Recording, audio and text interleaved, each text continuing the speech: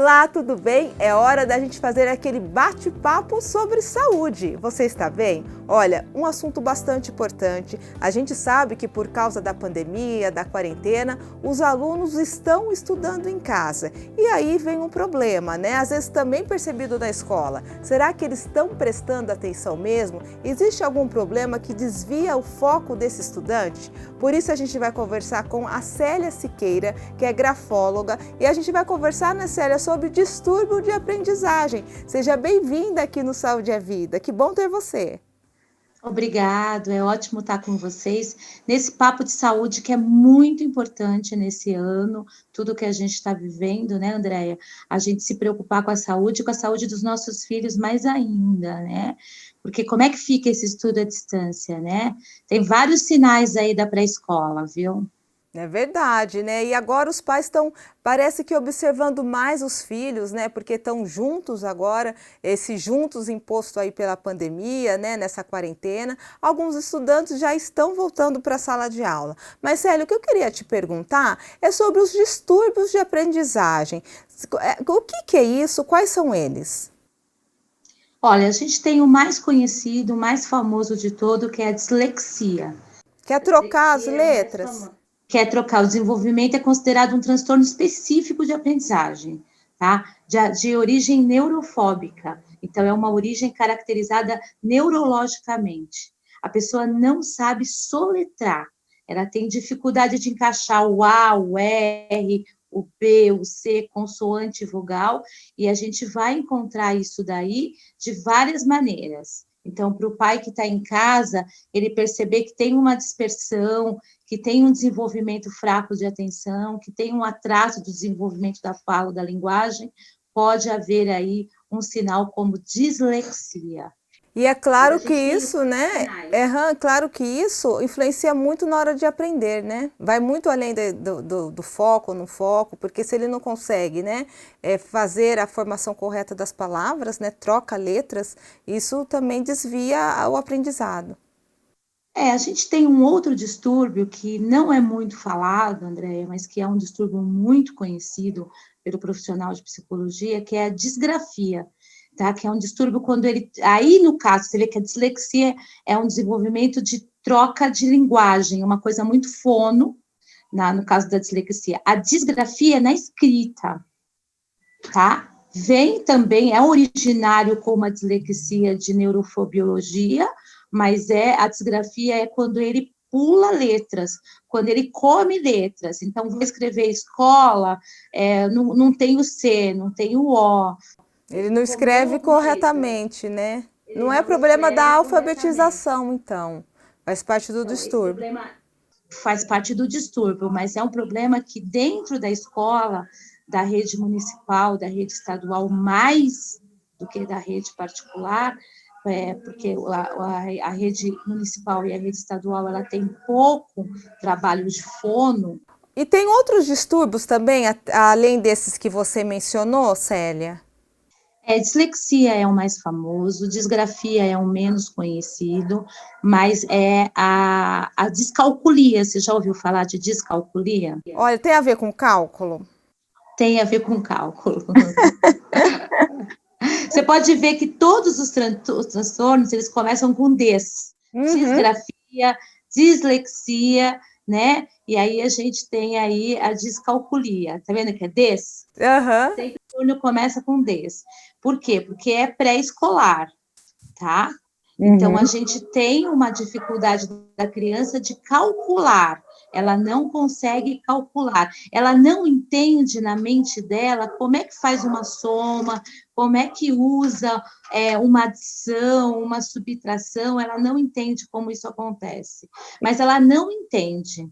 Tá? Olha, então a gente pensa, é o problema que a criança não gosta de matemática, não quer estudar. Não é, ela não consegue entender as Ela não fórmulas. consegue entender as fórmulas, ela não consegue, simplesmente, André, ela não compreende. A mesma coisa acontece na disgrafia, ela não compreende porque ela come letra, ela não compreende por que ela é dislexa, por que ela não consegue reproduzir a palavra. Então, assim, é um problema neurofóbico, tá? Então, a gente está na neurobiologia, A gente está falando de neurônio. A partir de que momento os pais podem perceber esses sinais que a criança sim está passando por um distúrbio? Porque às vezes acham, meu filho vai mal na escola. E é muito além disso, né? Tem alguns sinais desses distúrbios que o pai pode prestar atenção, os pais podem prestar atenção? Se os pais acompanham a criança desde o primeiro ano de formação, já é possível caracterizar distúrbio. Mas, assim, a idade correta de avaliar isso seria por volta de 8 anos. E aí os pais têm que procurar que tipo de especialista para fazer um encaminhamento? Tem que procurar o psicólogo com especialização infantil. Sempre entender que o psicólogo, ele é psicólogo de adulto a infanto, mas ele tem que ter uma especialização infantil para poder estar atendendo a criança. Uhum. E é possível tratar esses distúrbios? Olha, eu sou especialista em grafologia. Eu trato através da grafia, então, de formas, fazendo textos repetitivos, consertando a formação das letras, a estrutura da letra, eu trato disgrafia e dislexia. Tá? Agora, a descalculia, ela precisa de um tratamento também acompanhado. Aliás, tudo precisa de um tratamento do psicólogo e do fono, mas a descalculia, ela precisa aí também de um professor aí a mais, de mais um mestre aí, que seria um mestre de matemática, para poder estar ensinando para crianças adições, subtrações e os cálculos através de... E também a questão da criança não entender o geométrico. É importante entender que a descalculia, ela tira o geométrico da criança, tira o espaço. Ela não tem noção do espaço mesmo. Noção de espaço, E é muito comum, tá? Seria dislalia, alguma coisa assim parecida com o que eu falei? Seria. Mas, assim, tem que tomar muito cuidado com o diagnóstico, porque a gente vai ter aí a dislexia, a descalculia, a disgrafia. E aí a gente vai ter uma síndrome chamada TDAH, transtorno de déficit de atenção de hiperatividade. Que é diferente. Então, assim, que é diferente, mas ele tem sintomas muito parecidos. Falta de atenção, falta de concentração, mas o TDAH, ele necessita de medicamento, então ele vai ter que tratar com outro profissional, ou psicólogo, ou fono, e mais o psiquiatra. E às vezes o paciente, agora falando, né, a respeito, tem esse déficit de atenção, né, o TDAH, e pode ter algum distúrbio também? É possível isso ou não? Sim. O TDAH, a gente tem aí uma política, eu acho que as pessoas entenderem, a psicologia, ela não é uma ciência tão antiga, ela tem mais de 100 anos, 150 e poucos anos. Perto de outras ciências, ela é uma criança. Né? Então, assim, nenhum psicólogo pode afirmar que sabe mais que o outro, porque a gente está aprendendo aí junto. Né? E o ser humano vai se transformando, né, Célia? A gente está em constante mutação, né? O ser humano vai se transformando, ele é mutação, ele é largatinha para borboleta o tempo inteiro. Mas o TDA, ele é genético. Ah, sim, entendi. Tem essa diferença, né? Esses distúrbios não são genéticos, não é porque os pais tiveram ou alguém da família teve, que a criança vai manifestar isso na criança também. A palavra distúrbio não é genética. Então, dislexia, descalculia, disgrafia não é genético, tá? É neurológico, mas não é genético. Agora, o TDA é genético. Ô Célia, a gente falando dos distúrbios, ele passando, né, por esses especialistas, né, a fono, uma especialista igual você, grafóloga, ou os outros professores especialistas nesse tipo de distúrbio, a criança consegue aliviar esses distúrbios ou até mesmo superar esses distúrbios? Muito. Posso te contar um caso rapidinho? Sim, claro, aqui o espaço é dela e de vocês também aí de casa. Eu tenho uma paciente linda, que sofre de disgrafia, sofre de dislexia e de disgrafia, os dois sintomas. Ela trabalhou forte, afincamente. Hoje, tá? Isso, ela foi descoberta só por volta de 16 anos. Ela começou a tratar, ela tratou afincamente, e a gente hoje tem aí uma enfermeira que faz mestrado, formada em enfermagem, faz mestrado, é uma moça linda, uma expressão linda, fala muito bem, escreve muito bem. Então, isso que você está falando, esse exemplo que você trouxe aqui, é bastante importante para os pais entenderem que sim, tem uma luz aí nesse túnel, né? E que a criança pode evoluir no aprendizado. É bom, então, é importante já identificar esse distúrbio logo cedo, começar com esses tratamentos, igual a Célia mencionou aqui, para que a criança, o seu filho, tenha essa trajetória bonita, como a Célia trouxe de exemplo dessa paciente dela, né, Célia? Então, quanto antes o tratamento, melhor. Como eu disse para todo mundo, a psicologia tem esse pouco tempo, então, mais ou menos 1995 para 98, é que o TDAH começou a ser tratado. Então, a gente tem muita gente da geração de 70 que não foi tratado de TDAH. E isso influencia no quê? Essa geração que não teve esse tratamento correto. Pode, por exemplo... Hoje nós temos indivíduos de 48, quase 50 anos, de 40 a 50 anos, que é a geração que nasceu em 70, que tem, fora o TDAH, síndrome do pânico, que é o mais comum. O mais comum é virar síndrome do pânico. Uhum. E influencia também... para a síndrome do pânico. Influencia também, você falou da síndrome do pânico, é claro que a pessoa não vai querer ter relacionamentos, né, sociais com outras pessoas, então influencia, a pessoa acaba até se excluindo socialmente?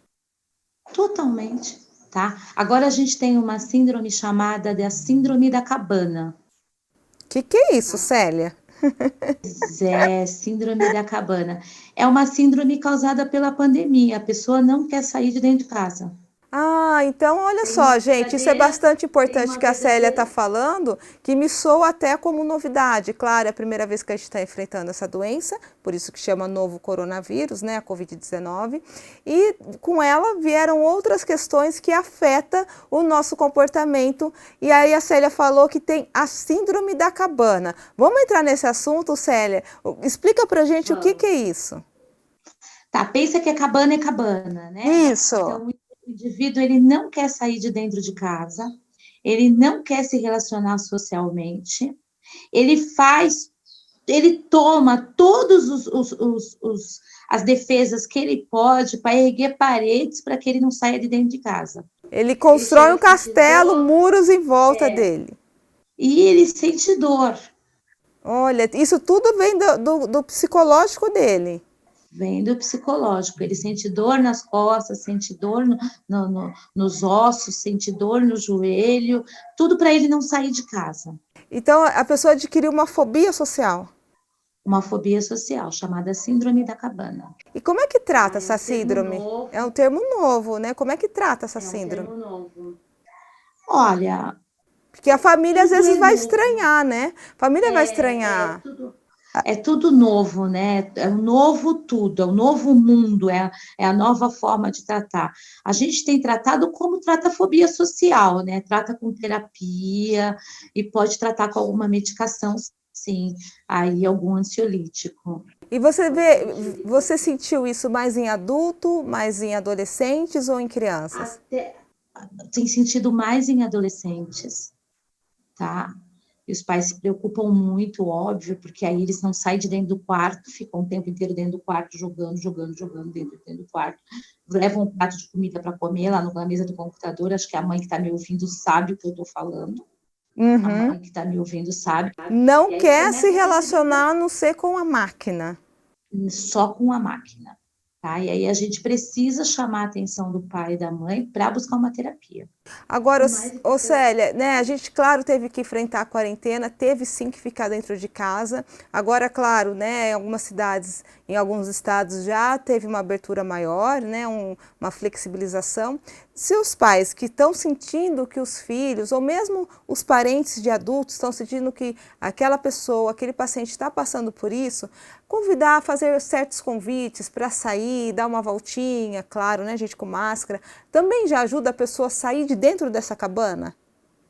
Você sabe que um dos tratamentos que eu mais indico, Andréia, é caminhar.